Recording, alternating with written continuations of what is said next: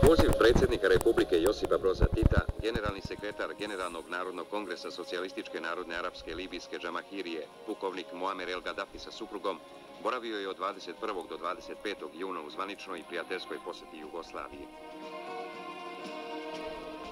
Visokom gostu iz Tripolija ukazane su sve vojne i državničke počasti rezervisane za šefove država. Svečanom dočeku na Brionima prisustvovali su i najviši jugoslovenski funkcioneri Stevan Doronjski, Veselin Đuranović, Jakov Blažević, Miloš Minić, Mirko Popović i drugi. U zvaničnim političkim razgovorima koji su predstavnici Tito i Gaddafi sa najbližim saradnicima vodili na Brionima, izražena je zabrinutost zbog pogoršanja situacije u nekim delovima sveta, a posebno u Africi. Situaciji na Bliskom istoku poklonjena je naročita pažnja, a zajednički je zaključak da se ovo pitanje ne može rešavati bez učešća predstavnika Palestine. Veliki deo razmene mišljenja odnosio se na ulogu i aktivnost nesvrstanih zemalja.